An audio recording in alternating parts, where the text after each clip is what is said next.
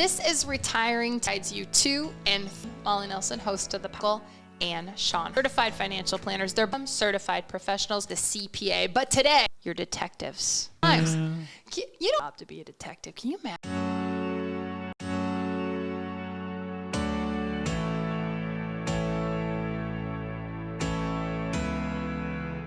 This is Retiring Today, the podcast that guides you to and through retirement. I'm Molly Nelson, host of the podcast, here with Loren Merkle and Chawn Honkomp. They are both certified financial planners. They're both retirement income certified professionals, and Chawn is a CPA. But today, you're detectives. You're You're solving crimes.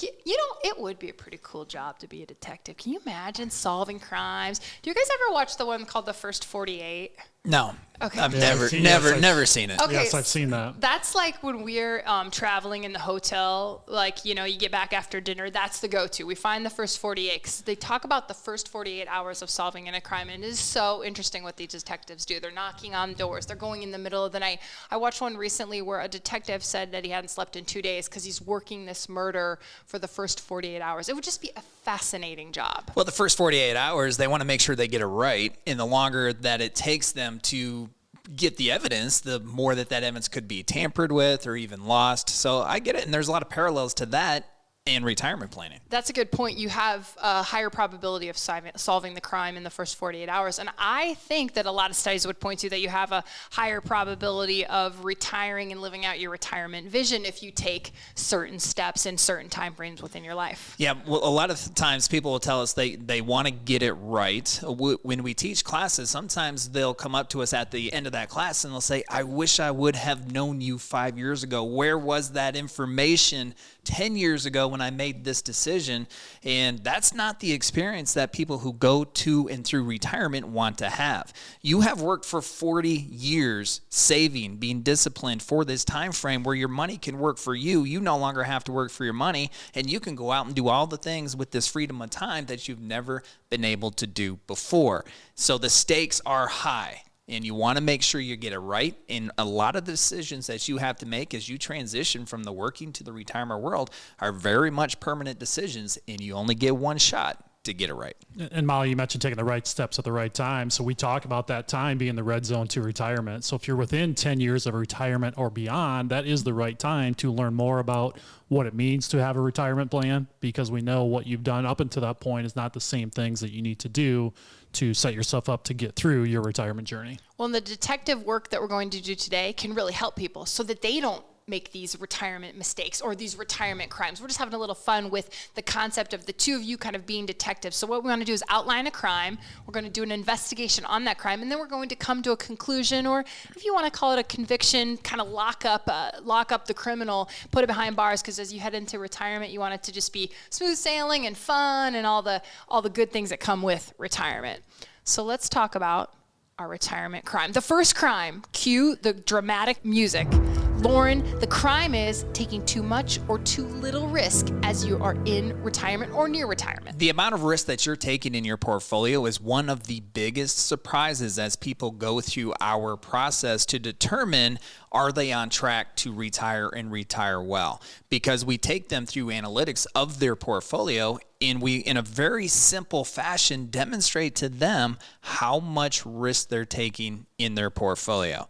And then once we show them that, oftentimes we get a surprise reaction. They didn't realize that they were taking an amount of risk where if the market goes down over a 12-month period of time, that they could lose $200,000 in their portfolio. They didn't realize that they were not taking enough risk, that they could beat taxes on their IRAs and 401k plans, that they could beat inflation and still grow their portfolio enough to accomplish their lifestyle dreams in retirement. So this is a revelation for a lot of people, because the conversations that you typically have, even if you're working with an advisor, how many times have you had a conversation with your advisor to say, am I taking enough risk to accomplish what I'm trying to accomplish? Or maybe even more importantly, am I taking too much risk where when we go through the next recession, which we know happens on average every 5 or 6 years. So when we go through the next recession, are you taking so much risk that it could possibly disrupt what it is that you're trying to do from a retirement planning standpoint? Those conversations rarely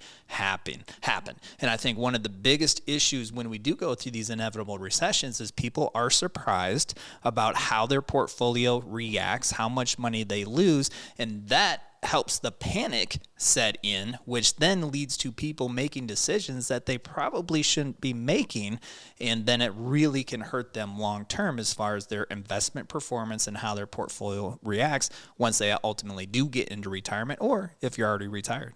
Chawn, and is it a crime to take too much risk as you near retirement because you simply just don't have as much time to recover, or how does that risk thought process change? Well, the crime can really be if you're taking the wrong amount of risk at the wrong time.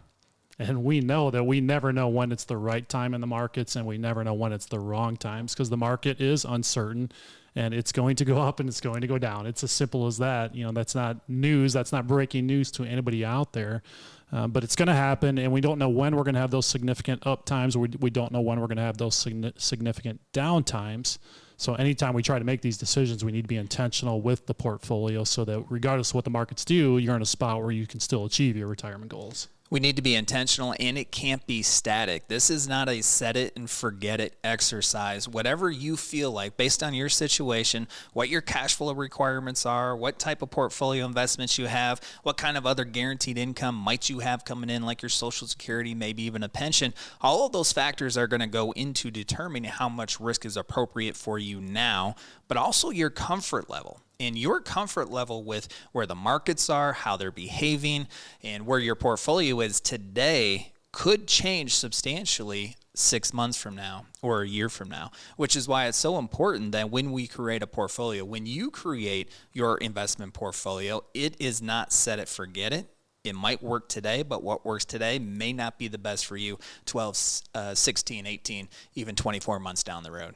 I know somebody listening, though, is saying, Loren, Chawn, I don't know how much risk I'm taking. I have a 401k, my employer, sponsored plan. I set maybe a target date fund of 2035 or something like that. And I think I made a really good choice. I don't know how much risk I'm taking. And that's where the investigation behind this crime is so critical. And this is a big part of the process that we take our families through, that we help them build that retirement plan for the first time. So it's a little bit of a mindset shift. We know in our accumulation stage of life, oftentimes the conversation is dictated around maybe a number of a 1 to 10. What's your risk appetite? Or maybe some words of aggressive, moderately aggressive, and so on. But our process helps people at this later stage of life have more information so that you can be more intentional about the investment decisions you're making. So one of the tools we use in our process helps quantify this risk. So now you have more information, you have a better understanding of what level of risk you're taking. You now have more information around how much exposure that means within your portfolio, within the overall markets. And as an example, if you have $1 million portfolio, we're going to do our analysis. We're going to help you identify the level of risk you're taking and then quantify that and show you that, hey, in a potential very poor market, maybe your $1 million portfolio could go down $100,000, or maybe it could go down $400,000. And now you have the right information to decide what level of risk you're comfortable with. And there's a couple components there. There's one, what's the overall plan showing us? What kind of information is that plan providing us so that we have a sense of, well, how much risk do we need to take for you to be in a position to achieve your goals? And then also, whether it's an individual or a couple, what are the individuals feeling from a risk appetite standpoint with where they're at in their lives? We had a recent visit with a husband and wife, and he had his thumbs. He was the one, the financial driver within their household, and he knew what he was doing. And we came back together after doing our analysis, and they were at a very high level risk and a lot of exposure. And it was not surprising to him, but he was almost hesitant for his wife to see it. And when they saw what the quantity was, we quantified it, what that total amount of dollar exposure in the markets was, he almost didn't want her to know about it, so that, because it was a big number. And they know that worked previously for them, but now they're at a spot where now they're closer to retirement. Their plan is to retire within 2 to 3, maybe 4 years. And they know what they've done up until this point is not what they need to continue to be doing going forward. And now we are working with that couple. We've already been able to make some adjustments to their portfolio to put them in a better spot. And I bet he feels a lot better that now they're both on the same page and they're both aware, because we do see that all the time. Where typically in a couple, one of them takes the lead. One of them is in the know about their investments and they're more hands-on than the other one. But what comes with that is an intense amount of responsibility and pressure for that one individual, because now they feel like it's all riding on their shoulders, the success or non-successful retirement transition that they make. And once they can go through that process together and they can see both of them and work together on this plan, then they do both feel more comfortable, feel better. And the one who was before taking the lead, now just an enormous amount of pressure is released from that individual. And it's now more about the plan and less anxiety. They can enjoy their retirement, enjoy the lifestyle, and because the plan is in place and shows them both a path and they both agree to that plan. And do people ever push on you guys and say, well, we want to take this much risk, guys, because we want to get to X number or Y number, and so don't pull back my risk. I need the money, so I've got to take that much risk. This conversation that we engage in is not about pulling back the risk. It's a collaborative effort to make sure everybody is on the same page. And in the plan, if their plan can take on X amount of risk and they're comfortable taking that amount of risk, then let's take that amount of risk. Our jobs as retirement planners is to kind of set that spectrum of risk and say, if you take this amount of risk or more, then it can seriously jeopardize the opportunity or the probability that you're going to have a successful retirement. If you take this amount of risk on the low side, right? If you take this amount of risk or less, then it's going to seriously decrease the probability of success because you're not taking enough risk to get the return that you need. But anywhere in between there, the high and the low of that spectrum, it's what are you comfortable with? And again, that can be an ever-changing type of number or feeling as far as comfort level with the risk. So it's not necessarily about, hey, let's just decrease everybody's risk. Let's make sure everybody's on the same page and it's appropriate for the phase and season of life that you're in. And there is no right amount of risk. We get that question a lot. Hey, what's average? What does someone with our portfolio and our plan, what do they have? And there is no set, there's no generic rule of thumb that says, hey, here's what you need to be. Every plan we build is customized to everybody's individual situation. So the goal of the investigation is to provide you with more information so that you feel better about the investment decisions you're making and how you design your portfolio. We can't control the markets, but with the process we take our families through, we can better control how much you expect to participate in the market volatility. And if we can couple that, the awareness and the appropriateness of your risk with some specific action items of when the market does go through the bad times, that you can then implement and take advantage of those downtimes, that makes it feel even better. So not only are you aware of how much risk you are taking, so when we go through the bad times, you understand how the portfolio is going to react, it's not a surprise, and you're comfortable with that reaction, but then you actually have actionable steps that you can implement to take advantage of that. So eventually when the market does come back up, you are in a better place than what you were when the market was at the top. Okay, so let's break it down. We got the crime. Taking too much or too little risk as you near retirement. The investigation reveals you can actually know in real numbers how your portfolio will react. And I think the conviction or the conclusion is that you'll know and it lines up with your retirement goals. That's the right amount of risk for me. Is that fair to say for the conviction, the conclusion? Yes, and the whole point of that is it decreases anxiety. The information level that you have increases, your anxiety decreases, and the probability of success in retirement from an investment standpoint also increases. You might be wondering, how much risk am I taking? Is it appropriate for where I want to go in the stage of life that I'm in? Well, guess what? You could talk directly with a retirement planner. This is pretty neat. It's a 15-minute retirement checkup call. It's a complimentary call that you can schedule right now by going to merkleretire.com. That's MERKLE retire.com. If you're driving, when you get back home or get to your next destination, go into the show notes. There'll be a link there. Then you go right to a calendar, choose a date and time. You can talk about risk. You can talk about any of the aspects of retirement that are on your mind. Detectives, are you ready for the next crime? We are Let's ready. move on. Yes. Okay, crime number 2.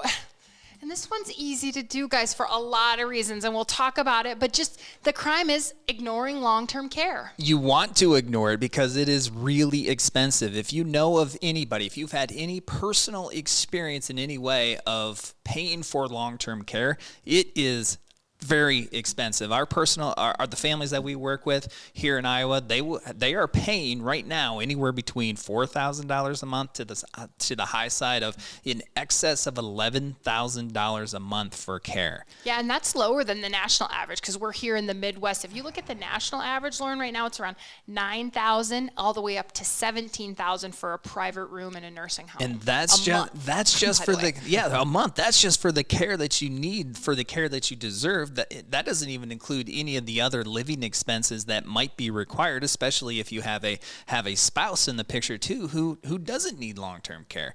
So when you look at those numbers and you look at your portfolio and you're in the beginning stages of retirement and you're thinking about all the fun things that you want to do, that's the last thing that you want to have at the top of your mind when you're now in this time frame that you've never been in before, where you now have more money than you've ever had before, and you have more free time. That is a really fun time to be a part of. So why would you want to think about this long-term care, this thing that is so depressing when you actually do take a minute to think about it? Yeah, you can almost not blame people for committing this crime. Like, we understand if you're listening and you're like, no, I don't want to think of long-term care. But because you're detectives, you do the investigation portion for people here. And Chawn, the investigation reveals that it's probably not a good idea to ignore it. Yeah, you definitely want to get more information and have a better understanding of what the potential impact is to your plan. And some of the industry information out there tells us that around 70% of people who hit age 65 will have some sort of long-term care experience. So that's a pretty high percentage. It's a risk that all of us face out there. And that's another reason that it can be hard to want to talk about it and plan for it, is because of that uncertainty. But when you hear 70% of people hit age 65, I mean, we all aspire to hit age 65. And to hear that 70%, that's probably not something we want to hear. That's a very morbid thought. Take the expense out of it. Just the notion that there's a high probability we might need additional care than normal, that's pretty morbid. Yeah, and let's stay on the stats for just a minute, because I do think sometimes to hear you guys say, oh, you need to plan for it. Yeah, you do, but when there's statistics that really back this up, so the 70% of those who hit age 65 will need some form of long-term care. This is a government study, by the way, done by there's several branches that focus on aging in the federal government. It's one of those branches. Women will need care on average for 3.7 years. Men on average for 2.2 years. 20% of 65-year-olds will need long-term care for 5 years or more.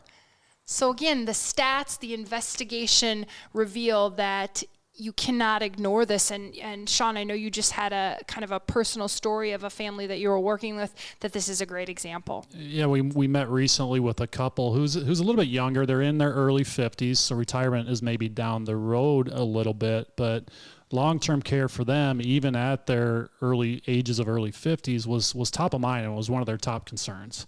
And the primary reason for that is that they were going through that with 3 of their 4 parents. Wow. So they're dealing with some of this long-term care needs and this stage of life. So it's definitely top of mind for them. They're incurring, or they're seeing the cost aspect of this, and they realize how much of an impact that can have on their plan. And they're seeing the emotional side, the emotional need of it. And, as we all hit that stage of life and potentially have that long-term care, things feel different. Your plan's going to look much different. So it raises it up your concern list, and now it makes it one of the top concerns. So that's something they were certainly wanting to talk about and have a sense of what can they put in place? How can they plan for it? And part of our process is, again, to quantify that and give you more information around that, and show you what this expense, what this potential stage of life could look like, and what it could mean for your certain plan. And as an example, with the tools we use, we can show you that, hey, what if the husband or wife, what if one of you needed long-term care at a certain age? And what if you needed it for a certain amount of years? And we know that the cost of long-term care it increases at a higher inflationary rate than, the normal goods. So 10 and 20 and 30 years from now, that cost is going to be even higher. But we can quantify that and show you what the plan looks like if you do have a certain experience. And then you can have more information. Can your plan withstand this potential expense, or are you putting the survivor in a potentially tough position where maybe they wouldn't be able to maintain a certain quality of life? So get that information. We help provide you that information so that you have it, so that you can do the analysis and make the decisions that you feel best about.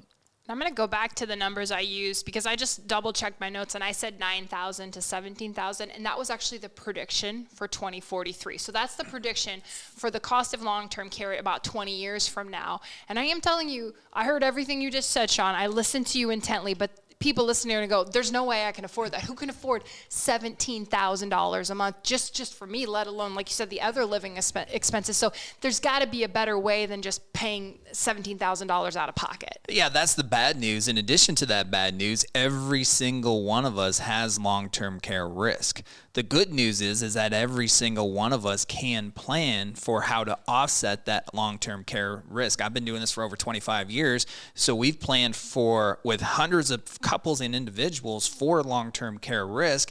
And the good news is every single one who has encountered long-term care and has had to pay it has been able to pay that successfully, and their couples, if they're married, their spouse has still been able to live the retirement that they want to. So you can do it, and it's the planning itself is very simple as far as making that decisions. What is your long-term care risk? If you need to pay $15,000 a month at age 75 for your care, plus you have a spouse and that spouse needs to live, what is that going to look like? Where's that money going to come from? If you're comfortable with self-insuring, fantastic. You have those numbers. You have the information. You're confident you can do it. You know where that money is going to come from the investable resources you have. You know the impact that money coming out of your investments is going to have from a tax standpoint.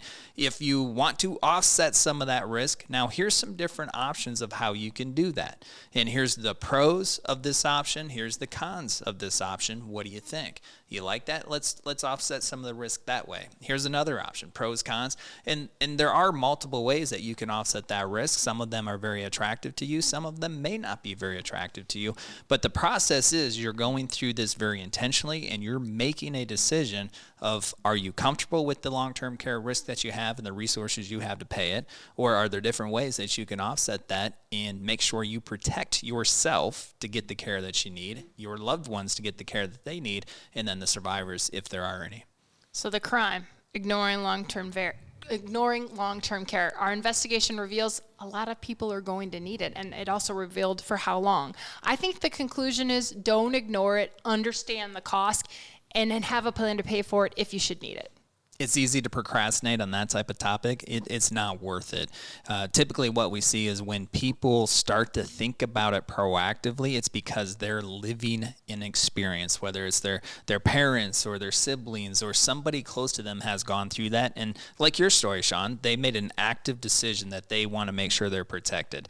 Well, you can wait until you have to live that, but ideally be more proactive as a part of our planning process. We talk with everybody about their long-term care risk and how they can offset that risk.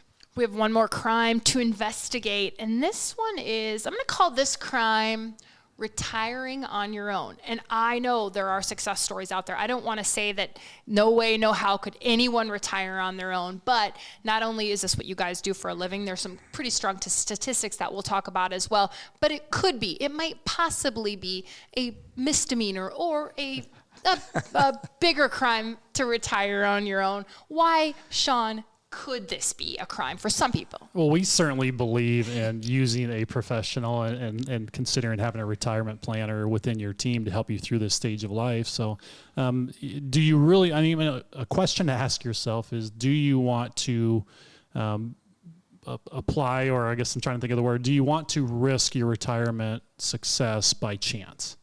Meaning that we know there's a lot of uncertainty out there. So the retirement stage, your retirement journey is a new stage of life.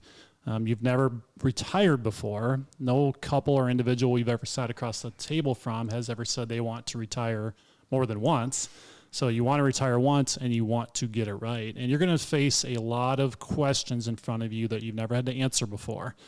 So this is new. You're going to need new information. It is a mindset shift. What you focus on in the accumulation stage of life is often strictly the investment plan. When we first meet individuals, they feel like their retirement plan is their investment plan. But as you get into the retirement stage of life, we know that there's much more. There's 6 components that we focus on within our process, with the investment plan being just one of those 6. And they all are important. They all have value. They all have questions and risks that we're going to face. So it's about having that comprehensive approach. And most advisors don't focus on the comprehensive planning approach. So you need to seek out the professional that does have that level of expertise, understand what they do so that you can make the best decision on whether or not you choose to utilize a professional or continue to go about things yourself. I bought my first house in 2004. The house was built in 1984. So when I moved in, it was already 20 years old. Okay. And when I moved in, there was an older individual who had moved out. So I bought it from her. Every single wall in the house was either wallpapered or pink, but it didn't stop there. Every single door in the house was pink. So I thought it still was. You haven't changed that? No, it was. And the kitchen floors were linoleum. The bathroom floors were linoleum. So I knew when I moved in, there was a lot of projects on the list. I'll just talk about the linoleum floors. I wanted tile in the bathrooms. So the downstairs bathroom, this was shortly after I moved in, I had never laid tile, didn't do many home improvement projects at all. So I spent a lot of time on YouTube trying to figure out. House, yeah, first sure. house, I was getting my hands dirty. I'm digging in, and I'm going to make this bathroom amazing with all this great tile. Well, I spent a lot of time. A lot of time researching, a lot of time making mistakes. A lot of money, I suspect. Home Depot fell in love with me really quick because I had to buy things and then experiment, and those things didn't work, and then go back and buy additional things. A lot of time, a lot of money, a lot of energy wasted into trying to figure out how to tile my bathroom. Fast forward, I don't know, let's call it 10 years. Well, I wanted to do another tile project, and this time I said, I am going to use a professional. And I can tell you, if you compare what the professional did versus what I did, they did it in a week or less, not a year or less, a week or less, and it is phenomenal. So much less stress, so much less anxiety, and from a cost standpoint, it probably wasn't all that much different because he did it right the first time. Now, that's just with a home construction, a home improvement project. When it comes to your finances, one of the most important transitions of your life, with your life savings and really your legacy, your financial legacy, because you're probably not going to want to spend all of your money. You're going to want to pass some of that on, or even if that's not a real intent, you most likely will anyway. So we're talking about a lot of different things. You want to make sure you get it right the first time. It can save you money in the terms of performance. It can save you money in the terms of the retirement tax bill you pay. It can save you money in the terms of less anxiety and stress on you, and more freedom and opportunity to enjoy your life with the loved ones for the go-go years of your retirement, the slow-go, the no-go, all throughout the different seasons of your retirement. With something so important, I cannot think of a better time frame, a better season of life to hire a professional who's done it hundreds of times as opposed to doing it for the first time. And the research backs that up too. Just in preparation for this podcast, several articles I found, those who work with a financial professional 3 times more happy than those who don't. Yes, I know happiness is kind of hard to quantify, but they work on doing that. Also, if you're into numbers and portfolio returns, depending on what study you read, portfolio returns something like 1.5 to even 4% higher with the help of a financial professional. By the way, they're talking about kind of strictly advisors, and on the investment side of things, I know that the process at Merkle Retirement Planning also talks about tax savings and Social Security maximization. That's stuff that they don't quantify in some of these studies. But I also think there's a lot of research to back up what you just said. Yeah, not even anecdotal. There's real personal experiences that we have. We work with a lot of people who have always done it themselves, always done the investments and the investment planning themselves. And they come to us, and I remember very, very recently, somebody came to me and said, I've always done it myself. I took pride in doing it myself. But as I start thinking about how I'm going to take money out, it's substantially different. The stakes are way too high, and I just need some guidance to help me through this. Taking it out is way different than putting money into it. I think we did a good job with the investigation there. We've got some facts, we got some anecdotal evidence, and we also know that if you need your bathroom tiled, we know who not to hire. Not this guy. Okay, that's what we learned in this investigation. So let's come to the conclusion. We have the crime, and it is retiring without a plan, kind of the crime, or retiring on your own. The investigation reveals that people have a lot more confidence in, and they do a lot better if they have a professional help them put together a retirement plan. And I think the conclusion is like the conclusion of any good crime drama.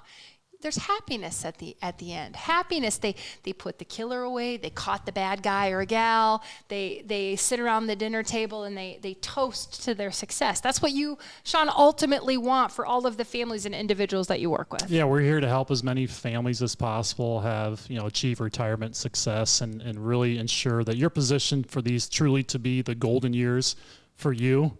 So part of what we believe is failure to plan is planning to fail. So while there is no requirement that anybody ever start an advisor relationship or work with a retirement planner, we know that there's a lot of value there. I mean, one thing we hear most often from our families is that once they get a better understanding of everything we do, that trust is transferred. They trust us. They know that we can take on some of the stresses that you're going to face in retirement. We want you to focus on having fun, enjoying retirement, and let us do what we do as the professionals and help you feel confident with all the decisions that you're going to be facing in this new stage of life. This is Retiring Today. We thank you for listening to our podcast. Remember, if you'd like to schedule a 15-minute retirement checkup call, the link is in our show notes.